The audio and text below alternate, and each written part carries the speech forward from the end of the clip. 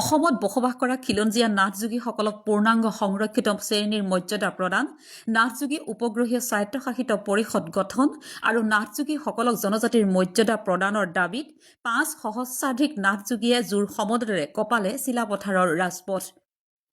উজনি অসমৰ কেইবাখনো জিলাৰ লগতে আজি চিলাপথাৰতো ধেমাজি জিলা অসম প্ৰাদেশিক যোগী সন্মিলনী আৰু নাথযোগী ছাত্ৰ সন্থাৰ যৌথ উদ্যোগত আৰু নাথযোগী যুৱ পৰিষদ, নাথযোগী জাতীয় পৰিষদ, নাথযোগী পুৰোহিত সন্মিলনী, নাথযোগী মহিলা সন্মিলনী আৰু নাথযোগী স্বায়ত্তশাসিত পৰিষদৰ দাবী সমিতিৰ ধেমাজি জিলা সমিতিৰ সহযোগত সন্ধিয়া চিলাপথাৰৰ পালপট্টিৰ পৰা নগৰৰ মাজেৰে এক বিশাল জোৰ সমদল বাহিৰ কৰে।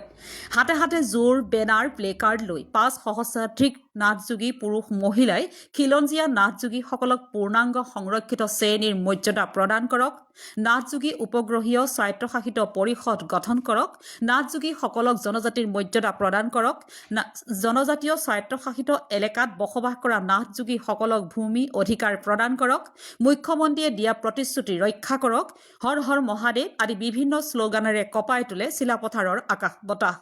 অসমৰ মুখ্যমন্ত্ৰীয়ে জনগোষ্ঠীটোক দিয়া প্ৰতিশ্ৰুতি ২০২৬ চনৰ বিধানসভা নিৰ্বাচনৰ পূৰ্বে পালন কৰিবলৈ আহ্বান জনায়। অন্যথা অসমত বসবাস কৰা ৪০ লক্ষাধিক শান্তিপ্ৰিয় নাথযোগী লোকসকলে নিজৰ সাংবিধানিক অধিকাৰৰ বাবে সমগ্ৰ অসমতে আৰু অধিক তীব্ৰ গণতান্ত্ৰিক আন্দোলন গঢ়ি তুলিব বুলি সকীয়াই দি চিচিবৰগাঁও ৰাজহচক্ৰৰ চক্ৰ বিষয়াৰ জৰিয়তে অসমৰ মুখ্যমন্ত্ৰীলৈ এখন ২১ দফীয়া দাবী সম্বলিত স্মাৰক পত্ৰ প্ৰেৰণ কৰে।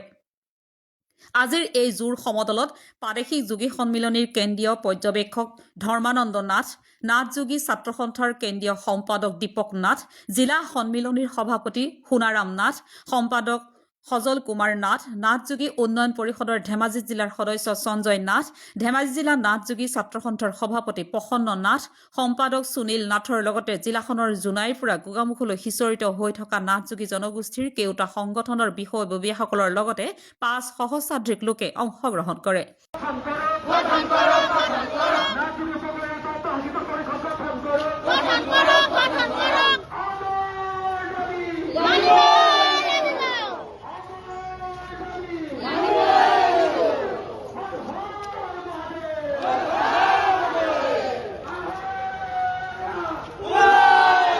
অসমত বৰাকৰ পৰা ব্ৰহ্মপুত্ৰলৈকে শদিয়াৰ পৰা ডুবুলৈকে ৪৩ লক্ষাধিক নাথযোগীসকলে অতি প্ৰাচীনতম কালৰ পৰা আমি বসবাস কৰি আহিছোঁ আৰু অসমৰ প্ৰাচীনতম খিলঞ্জীয়া ভূমিপুত্ৰ জনগোষ্ঠী নাথযোগীসকল আজি প্ৰতিটো ক্ষেত্ৰতে লাঞ্ছিত আৰু বঞ্চিত হ'বলগীয়া হৈছে। শৈক্ষিক দিশক, ৰাজনৈতিক প্ৰতিটো দিশতে লাঞ্ছিত আৰু বঞ্চিত হ'বলগীয়া হৈছে আমাৰ নাথযোগীসকল। ইয়াৰ কাৰণে আমাৰ ৩টা মুখ্য দাবী আছিল। চৰকাৰক আমি বিভিন্ন সময়ত দাবী উত্থাপন কৰি আহিছিলোঁ। মুখ্য দাবী হৈছে অসমত বসবাস কৰা নাথযোগীসকলৰ সৰ্বাংগীন উন্নয়নৰ কাৰণে এখন উপগ্ৰহীয় স্বায়ত্ত আসন গঠন কৰিব লাগে। ইয়াৰ উপৰি জনজাতিকৰণ আমাৰ মুখ্য দাবী আৰু অসমত বসবাস কৰা নাথযোগীসকলৰ ভূমিৰ অধিকাৰ সুনিশ্চিত কৰিবৰ কাৰণে আমি বিভিন্ন সময়ত চৰকাৰক দাবী উত্থাপন কৰি আহিছোঁ। যদিও ১৯৯৮ চনত নাথযোগীসকলক প্ৰটেক্টেড শ্ৰেণীত অন্তৰ্ভুক্ত কৰি এখনি নটিফিকেশ্যন অসম চৰকাৰে জাৰি কৰিছিল, কিন্তু কাৰ্যত আজিলৈকে নটিফিকেশ্যন ফাইনৰ ৰূপায়িত নোহোৱাৰ কাৰণে নাথযোগীসকল ট্ৰাইবেল বেল্ট এণ্ড ব্লকত ভূমি অধিকাৰৰ পৰা বঞ্চিত হ'বলগীয়া হৈছে। গতিকে এই আটাইকেইটা মুখ্য দাবীৰ ওপৰত অসম চৰকাৰক আমি বিভিন্ন সময়ত দাবী জনাই আহিছোঁ। যদিও চৰকাৰে আমাক আশ্বাস প্ৰদান কৰি আহিছিল, যদিও আজিলৈকে কাৰ্যত ৰূপায়িত নোহোৱাত আমাৰ অসমত বসবাস কৰা নাথযোগীসকল খুবেই দুঃখিত। তাৰ কাৰণে আজি ২৫ ডিচেম্বৰ তাৰিখে উজনি অসমৰ ৪খন জিলাত জোৰ সমদল কাৰ্যসূচী ৰূপায়ণ কৰিবলৈ আমাৰ জনগোষ্ঠীয় ৰাইজ ওলাই আহিছে।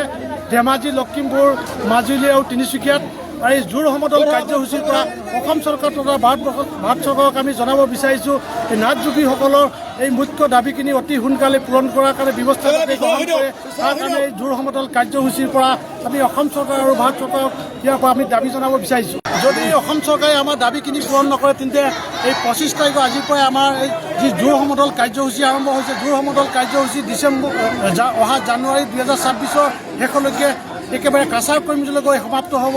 যদি ইমানতে চৰকাৰে আমাৰ দাবীবোৰ মানি নলয় তেন্তে আমি অহা দিনবোৰত আৰু বৃহৎ গণতান্ত্ৰিক আন্দোলন গঢ়ি তুলিবলৈ বাধ্য হ'ম।